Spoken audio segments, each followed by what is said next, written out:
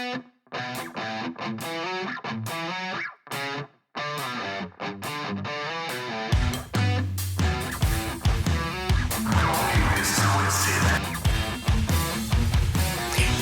welcome to another show of Don't Get This Twisted. I am Tina, along with my co-host Rob. How you doing, Rob? Super awesome today because I didn't have to talk. I did it. You did it. Well done, young lady. Well done. How you doing? Not too shabby. It's hot. Yeah. It's hot. That it is. It's like ball sweating ass swamp hot. It's really bad. That sounds like a good time. Yeah. I mean, it's not, but you know how it is. Mm-hmm. Cheers. Right on. Well, today, we should start off with remember to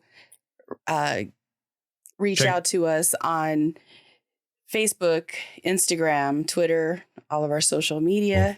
Make sure you like and subscribe. You know how to reach us wherever podcasts are. Yep. How's Apple, Google, Spotify, Amazon, iHeart, Amazon. Fucking everywhere. Yeah. So today we have a guest.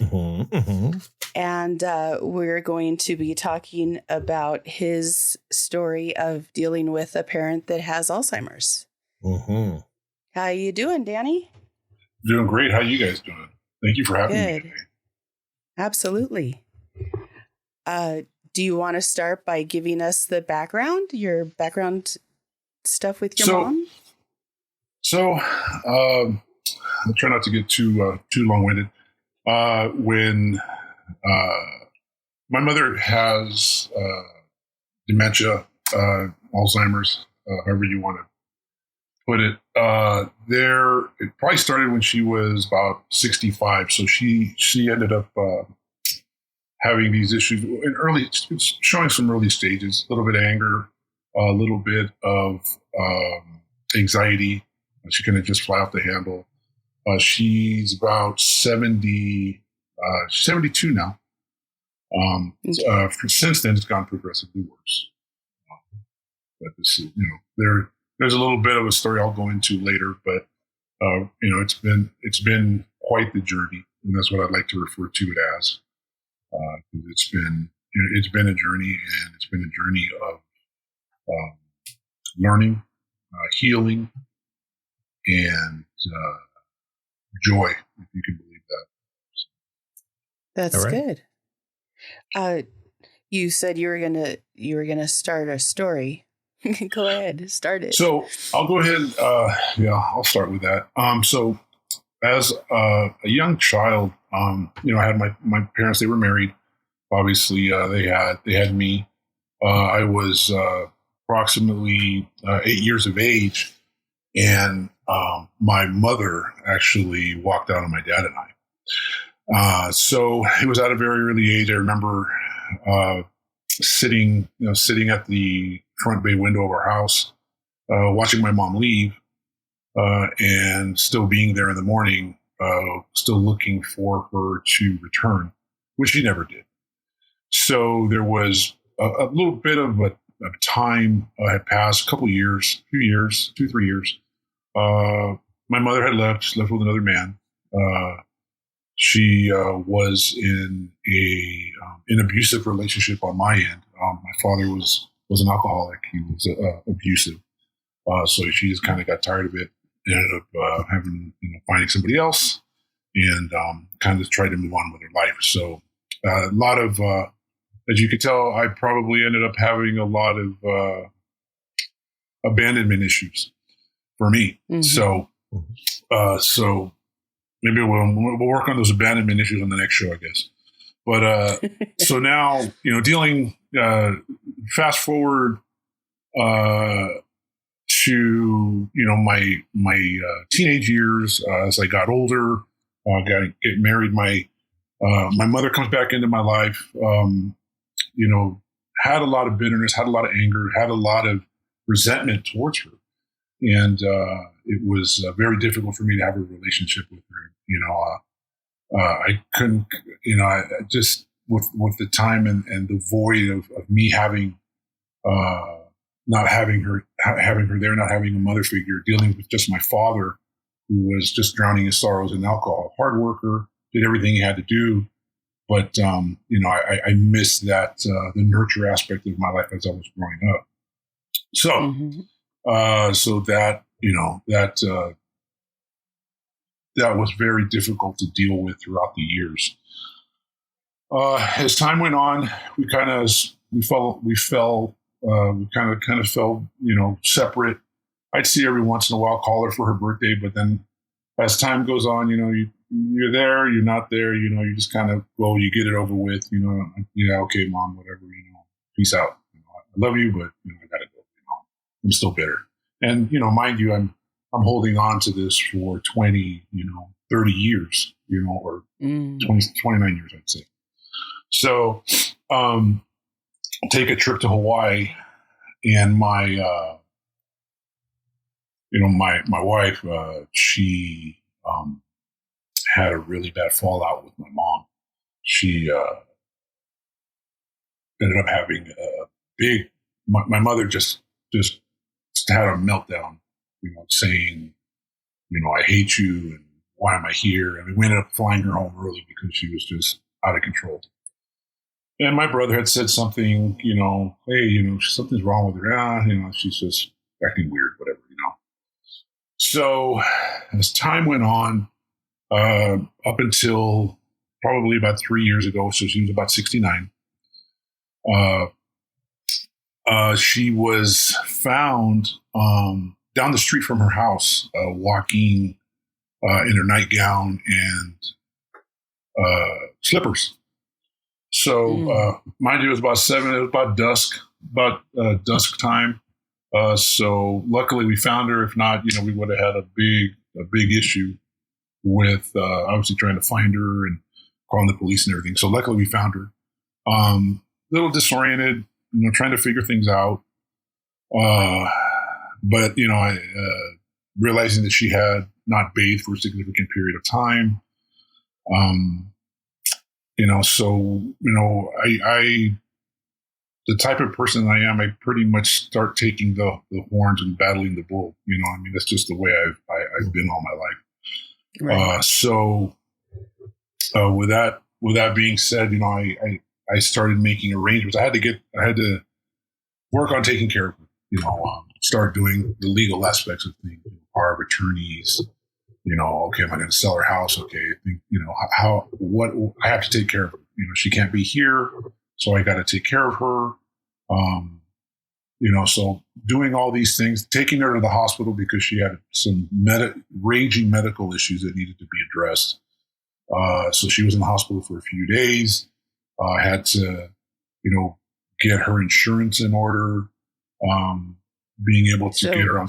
No, go ahead. Were you in a better place with her at that time, or you were just? No, it was just kind of like there was nobody else. I had to put things aside quick, fast, and in a hurry. I didn't have time to sit here and try to hold, try to talk to her, especially in the state that she was in. She wasn't going to understand anyway. So I'm like, okay, this is what we're going to do.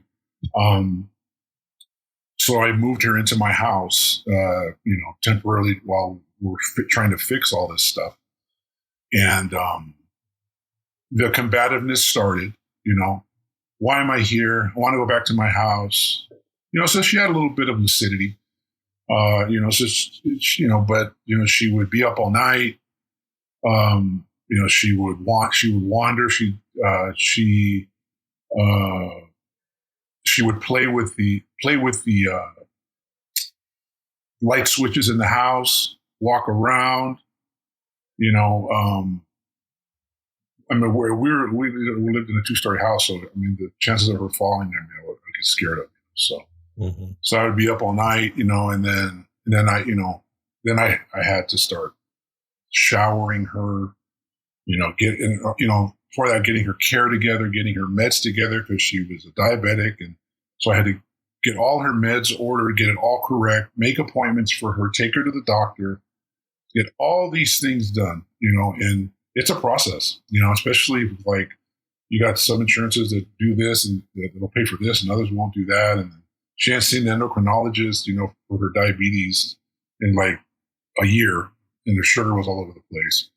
and then her blood pressure, and then just the way everything was just going out of whack. So I had to just kind of consolidate and reorganize, and kind of looking at everything from a mission aspect of things, and find out what the situation was, deal with the mission, execute it, and then deal with it, and take care of things. So it was a process, taking things, being able to, having the ability to take everything from my mother, was very hard. I was basically taking away her freedom, putting, taking care of her finances, making sure her bills were paid, putting her house on the market, getting it sold, using the money that we did have, and the money, there to help take care of her. I mean, and everything moved so fast. I mean, to the point where it was, I went ahead and I didn't know how fast this was going to run. So I went to a mortuary. I went and bought a plot for her. I went and did all these things for end of life care, which is all taken care of now. So, I just had to plan everything, and I didn't know how bad this was going to get. So, and how fast it was going to progress. Mm-hmm. So I took care of everything probably within a 60-day period, which is a miracle. Wow. So, but it was quite the adventure. Having her with me for about a month was extremely stressful. Being able to keep an eye on her and making sure that, because she was walking well at the time. So she was a runner. She'd open the door if there was an opening, she'd open the door and she was gone. I mean, she was a little, 69-year-old track star. I mean, if the door was open, she'll go right through it. I mean, luckily, we would kind of leave the back door open. She'd go outside. She'd wander. She'd be kind of corralled, and so she was walking. She was ambulating really well.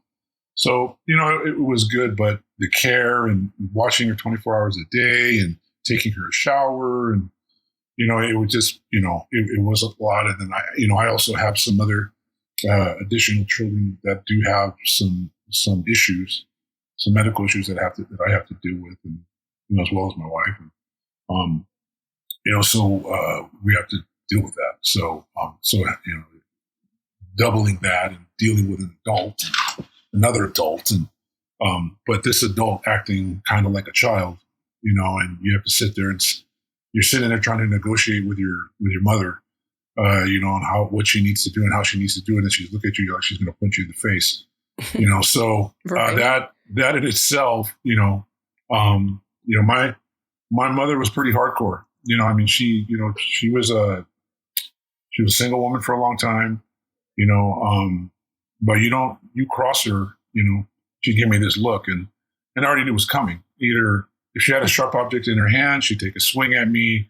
If it was a fork, I'd get stabbed maybe, so, I mean, she was hardcore, or, she gets really good at throwing things across the room. So it wasn't, it was comical at times. But and I used to the type of shenanigans that I did as while I was trying to have a relationship with her when I was a teenager. I used to like irritating her a lot. That was kind of like that was almost kind of like my get back, unfortunately. But it was actually pretty much, it was comedy because everybody else would see it and say, "Ooh, she's gonna kill you. You ain't gonna make it till your 21st birthday." So anyway, but so getting all these things done and continuing to progress in her care, it ended up being very difficult. So looking at the possibility of putting her in a more advanced care or someone that can watch her 24 hours a day is something that's really, it's a very difficult decision to make, and it's very expensive. I mean, dealing, if I could kind of just go back a little bit, a lot of people say, well, okay, Alzheimer's, dementia. Well, there's so many different types. I mean, mainly it kind of boils down to a few of them. You have vascular dementia, which is normally associated with like strokes, miniature strokes. Lewy body dementia, which is dealing with proteins that are that kind of get globbed into the brain, which kind of stops the electrical mechanism in the body or in the brain itself. And then the frontal temporal, which will just kind of deal with what their attitude is like, how they react. Sometimes they're slower, sometimes they're faster. So, so getting her into once she was, and the way the insurance industry works these days, I had her once I had her at the house. I ended up looking for a place to put her. I found a place, thank goodness. But again, it's you're looking at baseline $35, $45, $5,000 a month. Wow. So it could become quite the quite the task. And luckily, I was smart enough. My mom didn't hit me in the head too much. I was still able to think on my own. With the money that I was utilizing to sell her house, the money she had, I was able to go ahead and start the process of putting her at this facility. Relatively small, not a lot of people. They take really good care of her. They make her bed. They shower her. They take care of her meds. They do her. They wash her clothes. So it was good. So in the beginning, I was kind of, why am I here? Why am I living here? Why are you bringing me here? Because I would go back on the weekend on a Saturday or Sunday or in the middle of the week, pick her up. We go for a drive, or we go sit at a restaurant and we would eat. And if there's anything that I've learned, my mother was very much a small eater, but since the dementia started, she somehow turned from a person that just eats a little bit of food to a woman that eats like a truck driver. I mean, she could put it down. I mean, I saw her put down some sandwiches and some French fries and some, 8 glasses of iced tea. And I'm just like, where did it go? Mm-hmm. Wow. So that was, to me, being involved in that aspect of things when you're starting to care for your mom, or you're starting to care for a parent that you kind of really didn't have a relationship with for a while, or it was very strained, or you had a little bit of angst and not necessarily hatred, but just bitterness and anger because of what had happened. Mm-hmm. Mm-hmm. So, but the beginning process of things, I did not know that was starting to begin the healing process of the relationship that I had with her. And I didn't know about that. I just like, God, man, how am I going to do this? I don't know how I'm going to do this, but I just did it. I just kind of put my head down and just kept going and going and going until I got to where I needed to go. But the one thing that, or one of many things, as time has progressed, I have seen this disease rob her of every mental facet of her life. Wow. Everything that she has remembered, everything that she's tried to remember, everything that she's talked about, everything that she's tried to talk about, it is slowly diminished. There is doing a little bit of and during all this time when everything's happening, at the same time, I'm doing research. I'm trying to research. Okay, how do I gotta deal with this? How am I going to do this? And dealing with her back and forth and her attitude and being mad and why the hell you bring me here and I'm going to mess you up. I'm going to stab you. I'm going to sock you in the face, whatever. I mean, if she had a baseball bat, she would have used it, so, but, so with that happening and seeing things progress, And me spending more and more time with her helped me heal. I think it's at least started the process to where, here's my mother. Here's my mother. I'm her son, and I needed you there. I wanted you there to help take care of me, but you couldn't, and I ended up building a grudge because you didn't, because I felt that you were being selfish, that you wanted to just, but then again, you were in an abusive relationship. You needed to, you needed to get away from that. And there was only one way you could do it at the time. And I can't blame her for that. I love my father, and, but he did some wrong things, and, chased my mom away. And that's the way it is. But as time has progressed, and I have seen the disease slowly rob her of everything from her mental health to her mobility. I've been there the whole time and have seen it progress. But with that being said, a very good friend of mine, told me about loving people through things. And that's something that I had to really learn how to do, and through the time that, you have not lived until you have to bathe your mother and dress her, things that, the things that you didn't think was ever going to happen. Your mom's cleaning your ass when you're little, you don't think it's going to be vice versa. You think your parents are going to live forever. They're going to be self-sufficient. They're going to be perfect. They're going to run marathons in their 90s, and, they're going to pass away and they're good. No health problems, no diabetes, no heart problems, nothing. Right. So it's a very big wake up call when you have to deal with someone that you love, especially your father or your mother, that has to that will all of a sudden rely on you like you are. Like you couldn't rely on them. It's all vice versa. Yeah. She's my child, and I have to take care of her.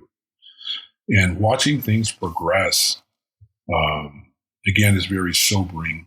She used to be pretty, mobile, walking really well.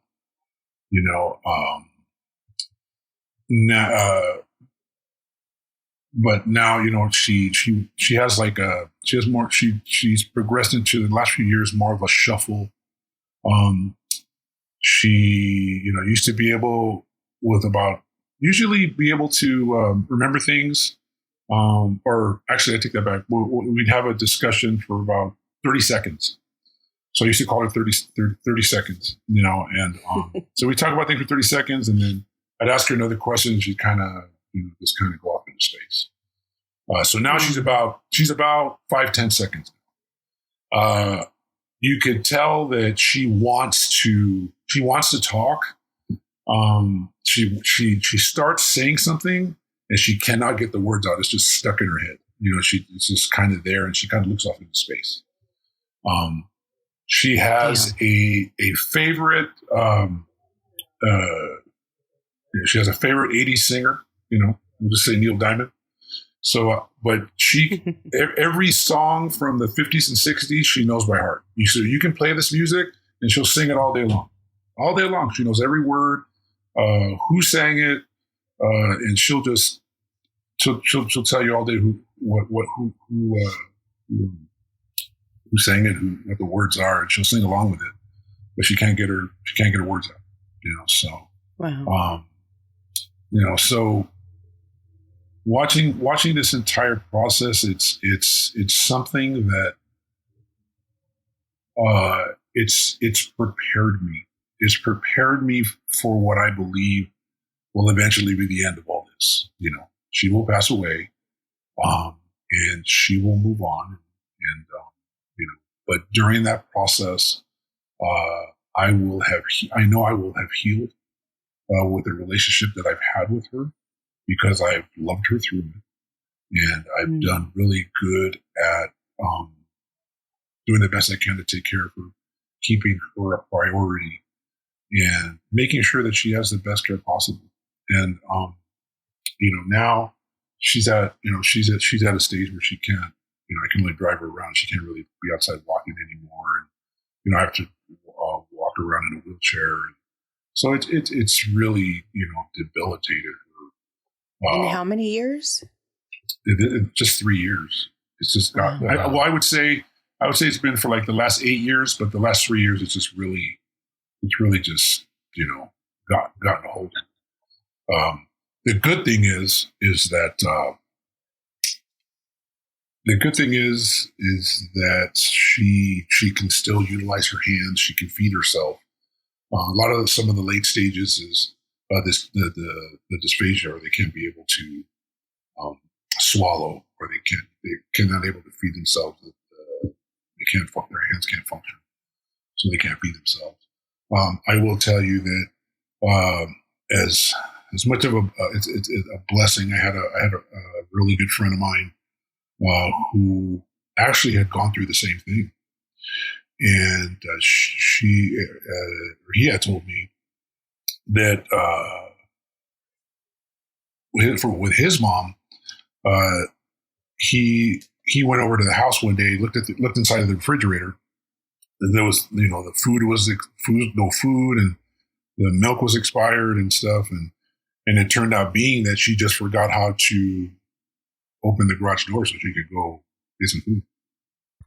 So that's what he had to deal with, and she escalated very quickly, and she died. But I really rested a lot of questions with him, and it helped me tremendously.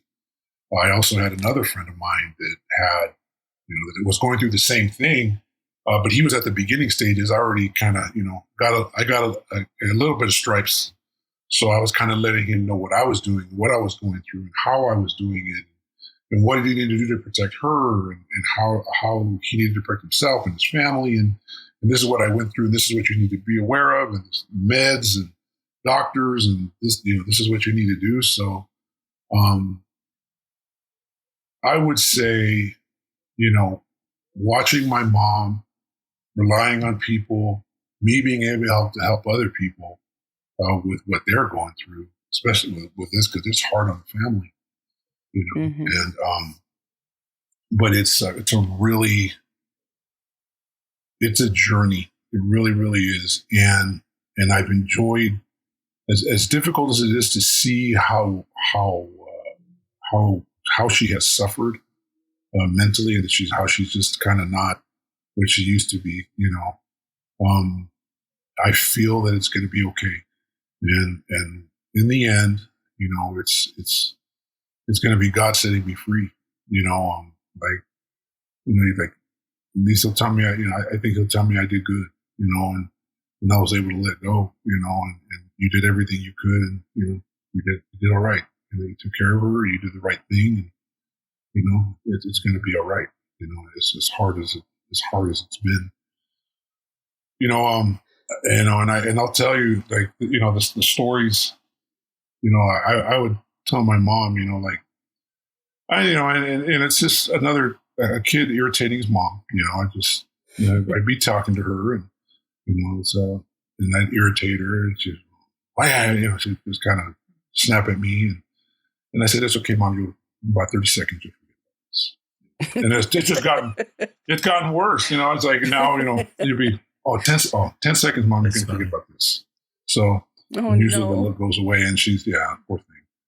But I think, like I said, through the journey, watching her get, I'm very grateful that I've had the opportunity to do, because I've seen the progress. I've seen it from kind of, beginning, when I've had to take care of her, all the way to the soon end. It's going to probably be a while because she's relatively healthy. It's just, her brain's just kind of checked out. But if anything, go ahead. I was going to say, you talked about, changing your relationship with your mom. How did you do that? I think just, it's in my heart, and talking to her even though she wasn't going to remember anything, mom just, just kind of say, mom, I know we've had a rough times, but I mean, basically it's like, I'm here to take care of you now. I'm going to love you through this, mom, and we're going to make it through it. And it takes a lot of love, a lot of forgiveness, letting go of the past, and if there's a lot of the one thing, is that you can't live your life while looking through the rearview mirror. You got to keep pushing forward, and life is life. It falls on the just and unjust. It's gonna happen. It's gonna be how you embrace the suck. Yes, embrace the suck. Yeah. I mean, it's just kind of the way it is. But you do the best you can with what you have, and you never be satisfied until it's over. It's never over. And if I feel tired, or if I feel that it's getting to be too much, I look at her and I say, it's not over yet. I'm going to be here. I'm going to take care of you. I'm going to take care of you now. And we're going to make it through this together. And I'm not going to go away, so. And, it's very much a tribute to the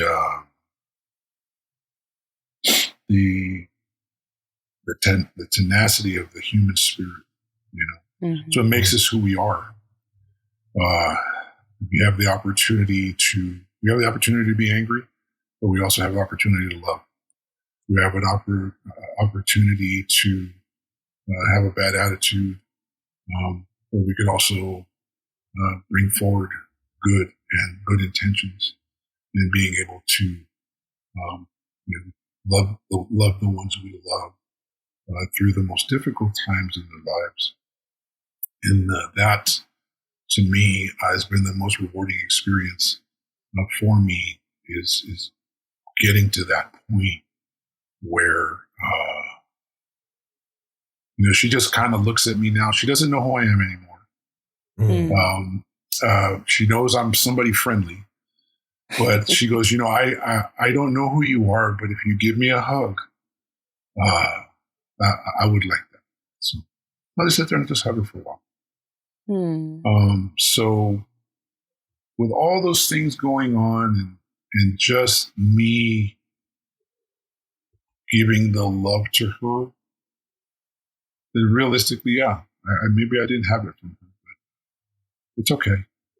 That's you're making it up. Yeah, that's why there's forgiveness. That's why there's love. That's why there's care. That's why you do everything you can to make things right. It doesn't matter whose fault it was. The biggest thing is that the love starts over and it stays strong, and till the end, it's gonna be better. How did it affect everyone else around you? It was difficult. Like relationships. Yeah, I mean, I kind of, I have siblings. They kind of do their own thing. I mean, they kind of help out in the beginning, but they have things to do, and they're very busy people. So, I mean, realistically, I've had to do it on my own. But that's okay. It's like, it's was it too many cooks for all the broth? I'm good. I mean, I wish, I'm too much of an introvert, unfortunately. So I'm just like suffer in silence type of guy. Right. But, I mean, I do get help once in a while, but my thing is just I handle her finances. I have everything squared away. I make sure that the bills are paid. I make sure she gets what she needs,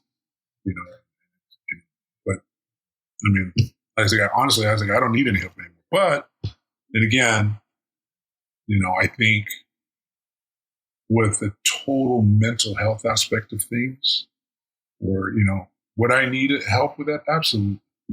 Sure. But because, it's difficult to go through things on your own. Do you but think having a lot the of them support system helps? Do you think a lot of them just shut off too? Like they just didn't think they could handle it and they just stepped back? Or I think, to me, I can understand how someone who doesn't think they can handle seeing someone like that would just be like, I can't do it. Yeah.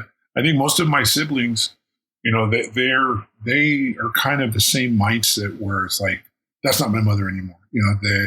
She's a shell of what she once was. Right. And it's very difficult for them to deal with it. They can't deal with it. Mm-hmm. Like it just overwhelms them, I mean, don't get me wrong. Yeah. There are times, I'd be sitting there, be sitting down eating, and I'll just look at her and, she says, do you still love me? I was like, of course I do, but there was, I have had my share of just crying over and over again every week, just putting my head on top of her head and just telling her I loved her. And she's just like, why are you crying? Why are you crying? Oh, no, it's my allergies, Mom. I'm okay. It's just my allergies. My eyes are real watery. So, but and you still have those moments. You're going to have those moments. I mean, we're all human beings, and we hate to see the ones that we love suffer in any way, shape, or form. But I'm grateful that God has given me the strength to do this. I'm good. And the ability to forgive, it sounds like. Absolutely. And I think, letting your listeners know that there's hope regardless, because you may end up getting into a situation where you just have to forgive and try to move on. You can't build a foundation on grudges. That's a very shaky foundation. Mm-hmm. Yep. Sure. So, but gotta, Do you do anything with her now? Do you take pictures? Yeah. So what do you do with her when you go out with her? So, right. I mean, before, we go out to eat a lot and maybe we'll take a walk to the beach and, I got plenty of pictures. So I'm trying to memorialize as much as I can on a weekly basis, videos. Sometimes I'll do some funny videos. Hey, this is life with Mom, and just start asking her some silly questions and she comes up with some just outer space answers. Right. So, but yeah. So, I'll ask her, hey, who's the president? She'll say John F. Kennedy. I mean, so she's on a completely different spectrum. But she's probably getting old memories and shooting them. Whatever she does remember is now, modern. Yeah. Mm-hmm. I mean, I thought about putting her on Instagram because I could end up, hey, she go viral. Life with Mom, and I could have her say it at the end. Later, bitches. So I'm probably not appropriate for some people, but I mean, so, and, you gotta have a little fun, but like I'll take her for walks and, when it's cooler, just take her for a walk. We listen to music and, more Neil Diamond and whatever music, she feels like listening to, and she'll just sing along and, she'll complain about my wheelchair driving and, so it works out good, but it's, just try to keep her busy, memorialize her life because it's all going to go in the video once eventually she, passes on. But I think it's going to be a good thing. You said something about you said something about music, and it's interesting because Tony Bennett just died, and he also had dementia way later in where he didn't even remember his wife. But they could literally put him on stage, and as soon as the music hit, he'd start singing. Mm-hmm. So on the day that it happened, a guy at my work looked up, and now they're trying to use that as a form of trying to keep before the onset is maybe it's a part of the brain that's still intact even through everything.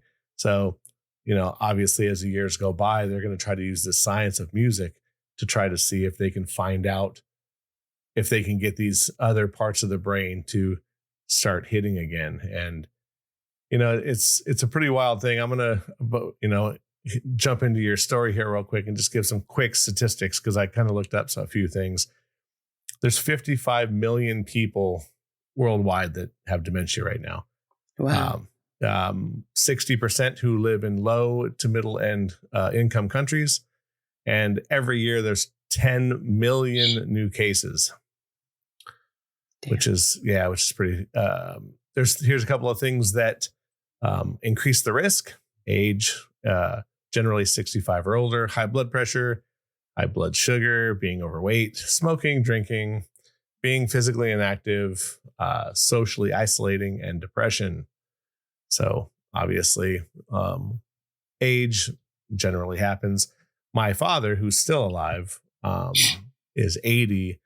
And my stepmom, who's 20 years younger, has even started telling me that dad is starting to get forgetful, tells the same stories every blue moon, but still, remembers a lot of the past. So things that you're saying, I'm sure, as we get older, we forget. Obviously, our hard drives you can't remember certain things because your body's, starting to go towards its end game.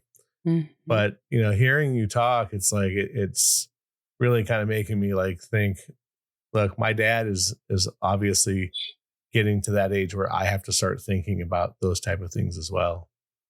Absolutely. I think we both do. Yeah. I mean, it could start with our parents at any time. Mm-hmm. Yeah. And just mainly just, developing an understanding, as the time goes on, kind of doing your own little assessments of them. Okay, what they kind of need help with, just taking care of them, and with Alzheimer's, I mean, it's exploded as far as the numbers, and mm-hmm. People have attributed it to food, environment, and spores in their house or whatever, So, I mean, there's still so much information out there, but we know that it's just a part of. It has become a facet of growing old, and or a lot of the older population. Another thing too, it's like, I mean, they're saying it's hereditary, so I mean, that's scary for me. Scary sure. for all of my siblings, and it's like I joke around. You better catch me, because I'm going to be the dude that running down the street with no clothes on. So you better catch me. Right. So, but we just do what we do what we can with what we have, and it'll work itself out as long as your heart's in the right place, and you're doing it for the right reasons. It'll work out. Yeah, I think it's a kind of a wake up call to living your life from whatever age you're at now. Mm-hmm. You have to really kind of put yourself on notice and decide what you want to do. My mom passed away earlier this year. She had COPD real bad, could barely walk around her house, was on oxygen 24/7. Still had good spirits. Thankfully for me, she went to bed one night and didn't wake up. So there is some kind of, silver lining to that she didn't suffer. But I know she wasn't well the last couple of years. She just liked to hide stuff from me because I'm the youngest. But she, when she passed away, it made me really kind of take a hold of where I'm at, and that life is so short that you do have to enjoy every minute with your family, mm-hmm. because your parents will be gone. Yeah. It flies by. That's supposed to happen. I mean, yes, that's supposed to happen. We're not supposed to last forever, and we need to make the most of the time that we have, because we're only allotted so much time. Mm-hmm. And sounds like that's what you're doing. It's been a good time. It's hard, but I'm glad God gave me the strength to do it. It's been fun. It's been sad. It's been hard. But I'm grateful for those lessons. I really am. And I think that's what. And to make up the time. Yeah, and I made up for a lot of lost time, and I have so much fun with her. I mean, it's like having another little kid. I mean, it is. I mean, you just love them through it. Just tell them, you got to be the one to tell them that it's going to be all right. Sure. I'm here, I got you. It's the circle of life. I have a friend down the street from me here. Her dad got really sick, and she ended up quitting her job for a while, staying home. She's a nurse, and stayed with him and did kind of like what you said, like bathed him and took care of him and did everything.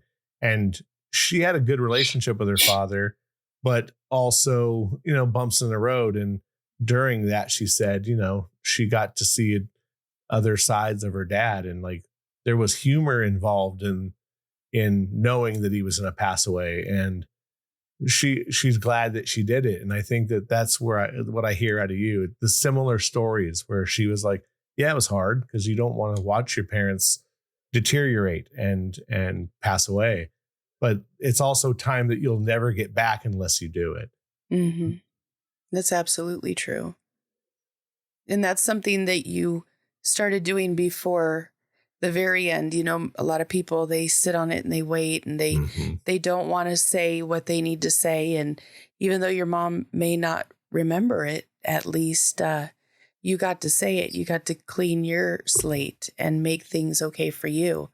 Because at the end of this, you're going to be the one left with whatever you have on your heart. She's going to be gone. Yeah. So it's good that you're working through that. I think I can forget the bad memories, if anything I've learned from them, and I'll know that when it's time for her to go, I'm giving her a lot of love to take. And to me, that's all I need. No regrets. No regrets. Yeah, I think that, there's a lot to learn from what you're saying.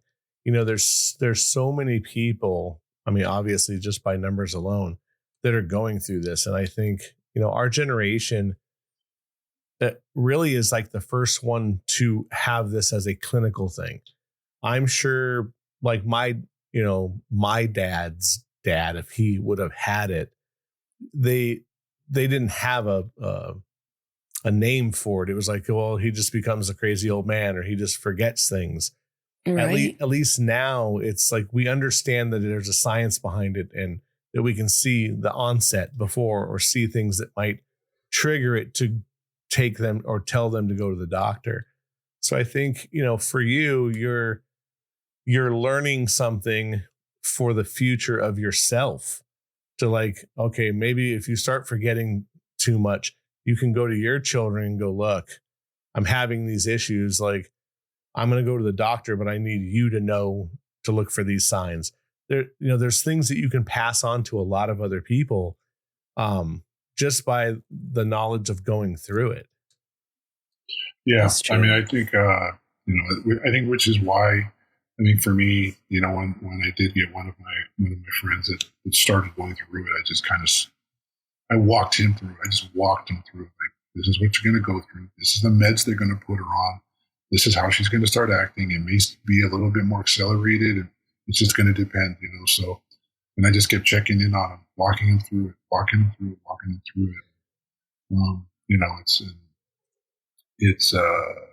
I'm glad I was there. I'm glad I was there to share that with him. Just because, and just like for me, my other partner, he was there for me and answered my questions, because I didn't know what the heck I was doing. This was right. It was like the fuse was lit and the bomb was going to go off, and it's like, okay, what do I do when the bomb goes off? And it was a bad episode of Mission Impossible, but it worked out. It's working out, and it has worked out. So. Resiliency. It sounds like it's a good thing that you have the mindset that you do, because you kind of have to have a sense of humor to deal with this. You know, your mom not knowing who you are, it's got to be pretty tense. It's got to make life a little bit difficult. And you don't have her to say, "Hey mom, what was this that, I needed, or do you know where that was?" You don't get to go through that with her, because she's not capable.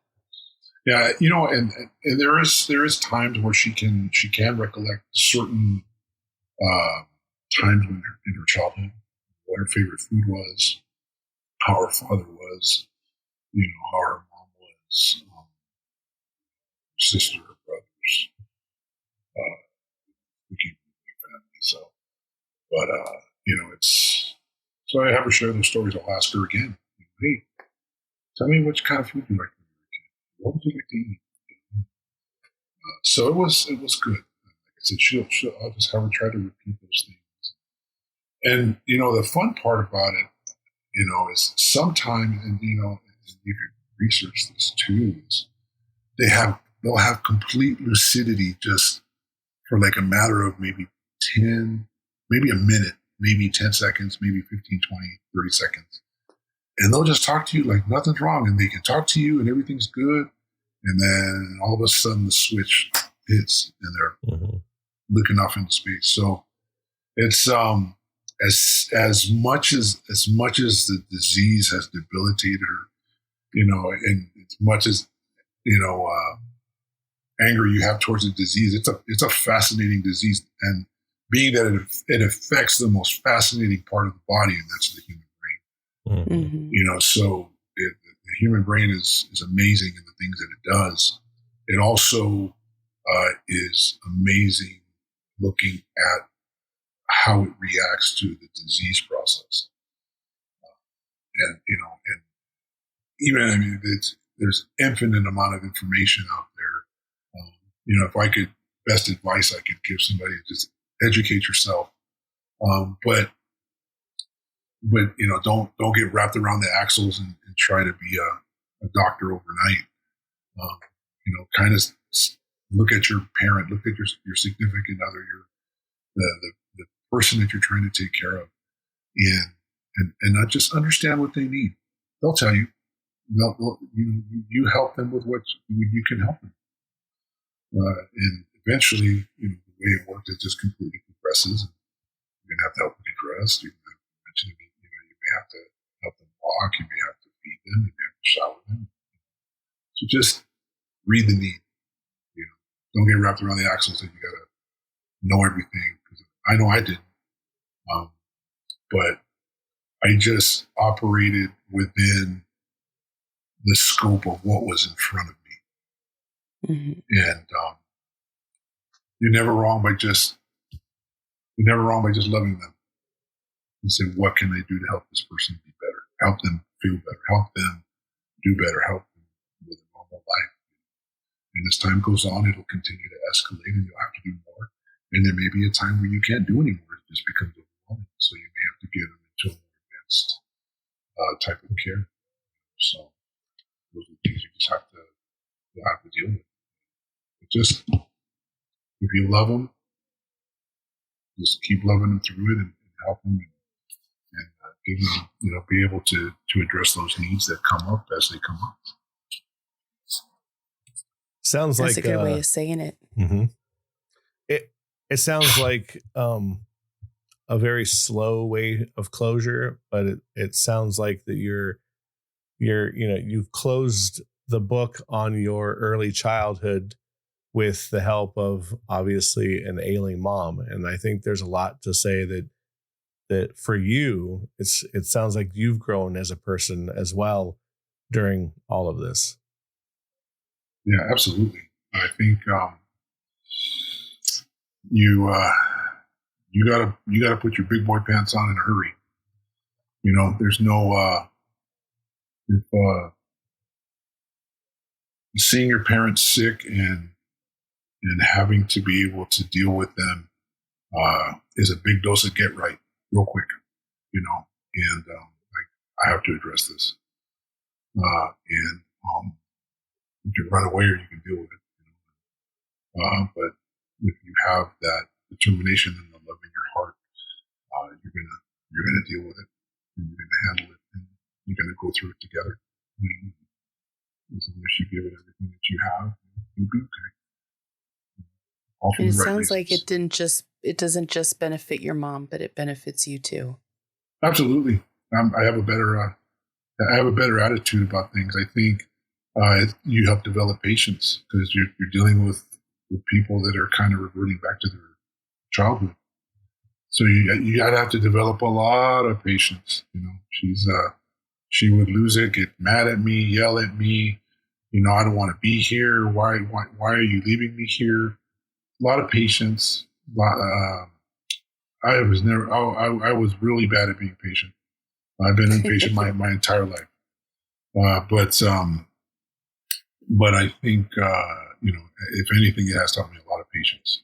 It's Good. And how to even strategize a little bit better dealing with, the mental health aspect of things and understanding that like, this is not her, this is somebody else, or this is the disease process that's taking a toll on her. And I need to understand and I need to be patient. I just need to love her through it. I need to walk her through it. And in the end, it's going to be all right. And it sounds like you're going to learn how to let go of things yourself because you've already started in that process. Mm-hmm. And being able to let go of stuff that doesn't serve you is really good too. So she's teaching you in more ways than one. Yeah, you learn how to let go of that heaviness in your heart. You don't Good. need that anymore. That grudge, that locked belt of bitterness that just surrounds your heart. You have to, when you end up making the decision to care for someone else in whatever aspect of things,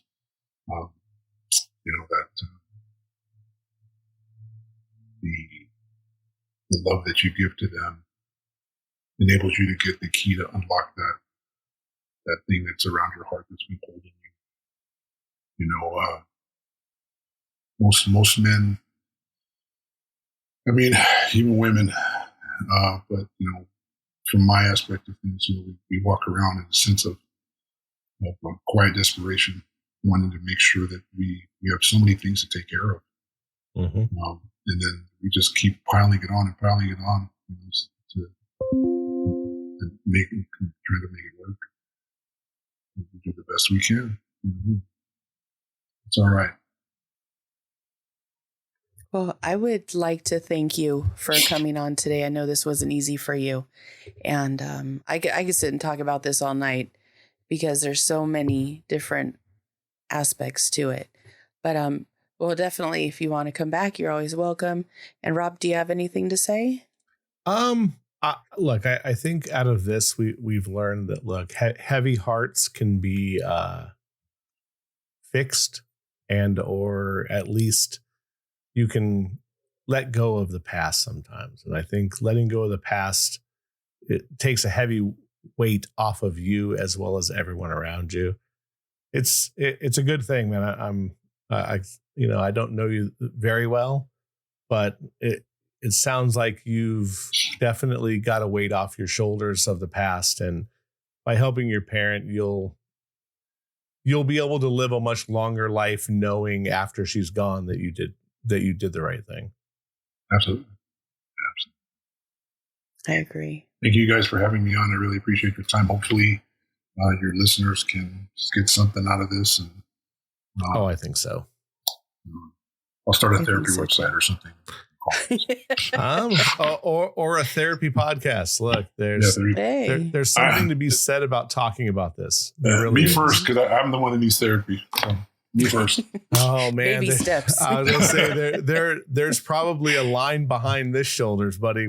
I think we all need a little bit of it. Talking it out is good. This is like I've talked about it a lot on this podcast, and I'm not sure if you've listened to a lot of episodes, but I've told Tina many, many times that this is therapeutic, and to be able to have a release of saying things where they just pop out. It's a good thing. And I think we all need to do that. Sometimes you just need to vent to everyone, and even if they don't know you. So I think it's a good thing. And I'll tell you, thanks for coming on, and maybe we can have you on and maybe not talk about something so heavy next time. That's all good. I appreciate it. Hopefully I was able to, like I said, answer some questions, so you got a little bit about me, and be able to help others. So for sure. Good time. My therapy is blueberry pancakes. So. Good. Yummy. Or waffles. Yeah. Waffles and pizza. I love it. Oh, yeah. Man, I'll be in trouble. Hey, Tina, you can find this podcast on Apple and Google and Spotify and iHeartRadio and Amazon. And you can also find us on Instagram and Facebook and Twitter. We leave messages when new shows come out every Wednesday, like this one. And this is an opinion show, so don't get it twisted. Keep coming back every week. Thank you, Danny. It's been a pleasure. Tina, I'll do the outro since you did the intro. Thanks for listening, and we will see you in a week. Peace out.